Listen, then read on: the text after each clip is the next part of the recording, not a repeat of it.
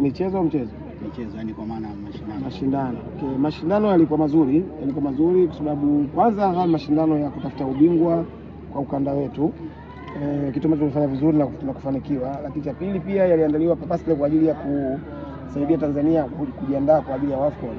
Kwa hiyo pia imeenda vizuri, tumecheza michezo karibuni 4 ambayo imetusaidia kuona mapungufu mengi kwenye timu yetu ambayo tunaweza kufanyia kazi, lakini pia mazuri mengi vile ambayo tunataka tukaongezee kuweza kufanya vizuri kwa ajili ya mashindano ambayo kwa yetu ya AFCON.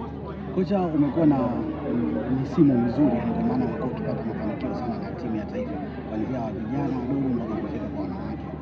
Nini siri ya mafanikio?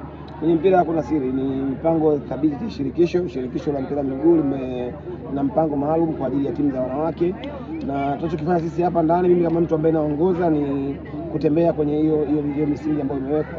Tulikuwa na plan hizi tangu mwaka 2019 tulianza rasmi, tukisema tunataka kuja Twiga Stars, na kufikia leo unaanza kuona Twiga Stars ile ambayo tunatamani sisi ifanye vizuri.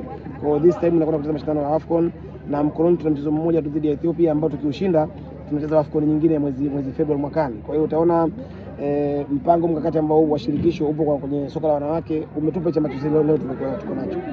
Mwalimu, umezungumzia kwa ujumla mashindano, lakini tunataka kufahamu pia kuhusiana na mchezo wa leo, namna ambavyo ulikuwa, lakini upinzani ambao Kenya wameutoa, kwa sababu tumeona kuna baadhi ya michezo ambayo ulikuwa unashinda magoli 6, lakini kwa Kenya leo imeshindikana licha kwamba ulipata nafasi nyingi.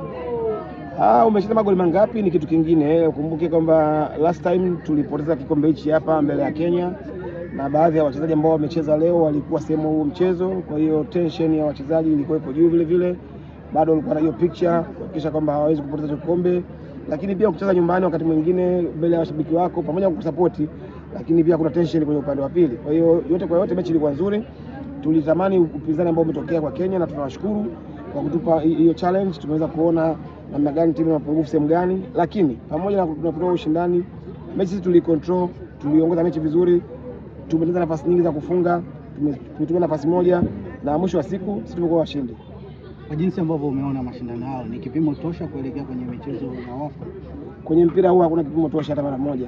Tulikuwa tunasema kwamba mechi hizi zimetusaidia sisi kuona baadhi ya mapungufu ambayo tuko nayo, na kwenye football kazi kubwa ni kupunguza makosa. Kwa makosa kwenye football hayawezi kukosekana hata siku moja. Mechi hii ukicheza itazaa kwa makosa mengine na hii makosa mengine. Kazi yetu kama technical staff ni kupunguza namba ya makosa hadi inavyowezekana. Asante na hongera sana. Asante sana.